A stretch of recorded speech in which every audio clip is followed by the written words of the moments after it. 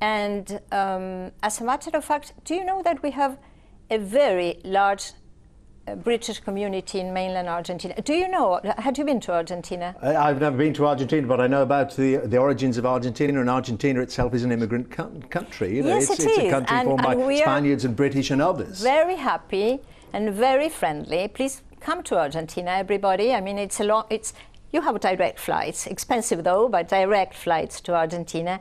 Come not only for the wine and for the meat and for the tango, but come for friendship. And let me tell you that... But I mean, with respect, Ambassador, that is another issue. I mean, you mentioned direct flights. You're trying to cut those, even to Chile, for the Falkland Islanders themselves. This is not a welcome you're rolling out to them. You're threatening their future and their sovereignty. Totally on the contrary. We just handed notes to Minister Haig to offer direct and regular flights from Argentina, from continental Argentina to the islands, and that would enhance the life of the inhabitants of the islands. And in the past, we had many practical measures that made a better life for the inhabitants of the islands. We granted them scholarships. We granted free health care in the British hospital in Argentina, which is a very good one. And we sent teachers to learn Spanish, and many other things that will definitely make a better life for the islanders. So relations like that, I mean, from your point of view, you would like to see, obviously, the Falkland Islands, what you call the Malvinas, part of Argentina, but everybody who lives there at the moment could remain British and then have access to the wonders of Argentina as you described them.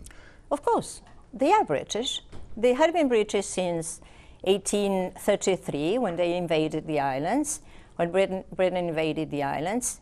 They are British. They are British by law. There's a law in 1983 that British government passed a law that recognized them fully British.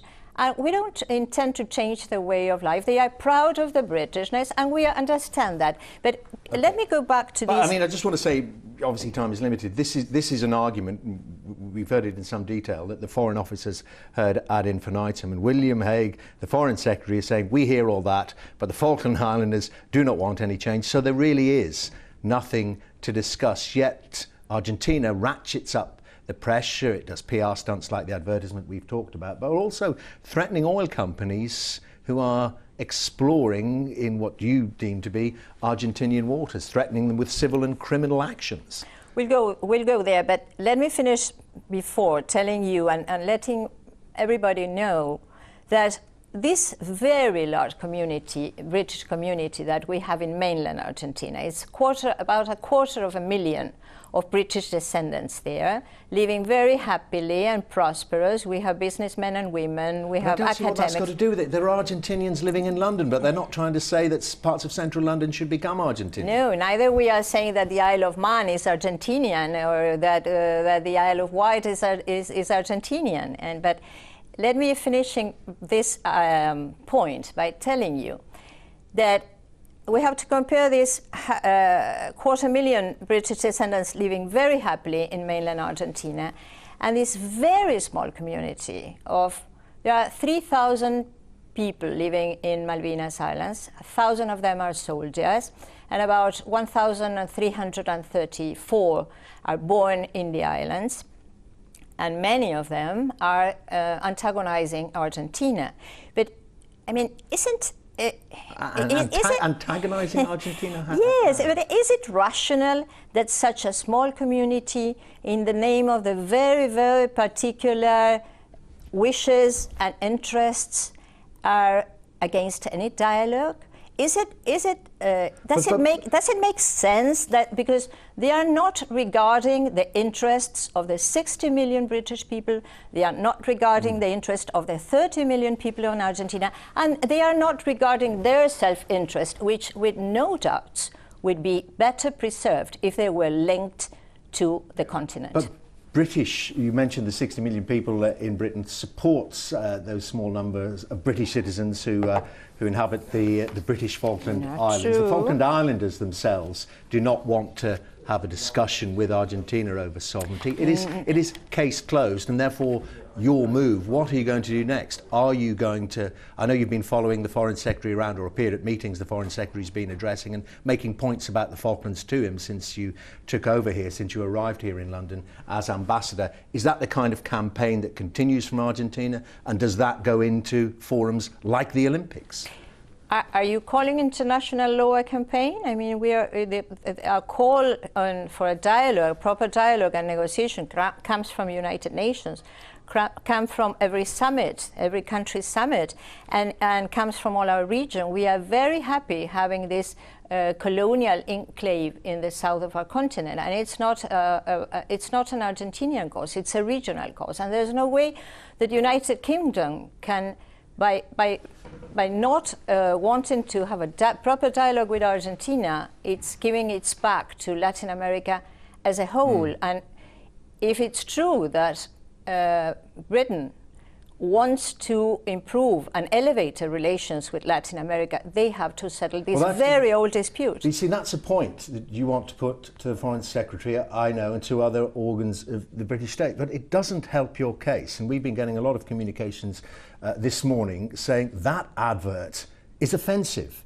because you have politicised the Olympics, and you have your athlete, what they say, desecrating a war memorial at a very sensitive time. It doesn't aid your ambition of opening that dialogue, stunts like that. No, I think it's been used, an ad has been used as an excuse not to sit around the table. And well, sorry, Britain didn't make the ad. But going back to what you said before, and of course that is a very important issue, but going back to what you said before, that British people are with the wishes of the self-determination of this population that is not applicable, the self-determination in this particular case. I have a poll here by a Daily Telegraph that is asking, should Britain return the Falkland Islands to Argentina? It was done here, and 65-28 people said yes, 25% say no, and islanders should hold a referendum to decide. 61% said. Well, I'm sorry, Ambassador, we are out of time, but I guess we know which way the poll would go on the Falkland Islands. Thank you very much indeed for coming. Can I tell you a last story, yes, very briefly, because I mean this was an extraordinary experience, and I want to share it with you. From 2 to 4 May, some 2 days ago, I was at a colloquium at the University of Nottingham, and there were a veteran, an Argentine veteran, and there were 3 English veterans. One of them was a Gurkha commander that fought in Malvinas in the Tumble Down battle. His name is Mike Sears. And he was talking and very friendly, and I was there, obviously very moved. I think it's a huge step in humanity. And if ex-veterans can talk, and they were the strongest advocate for reconciliation, why can't politicians or I think one thing our two nations do agree on about the Falklands is that there must never be a conflict over it ever again, and hopefully the situation will never happen again. Can be sorted out by talking there. Ambassador, thank you very much. Thank you. Indeed, Alicia Castro there, the Argentine ambassador to the United Kingdom. And you're watching Moynihan here on Sky News. Do tweet me your thoughts on any of our interviews. Use the hashtag Moynihan. The debate's online as well at skynews.com.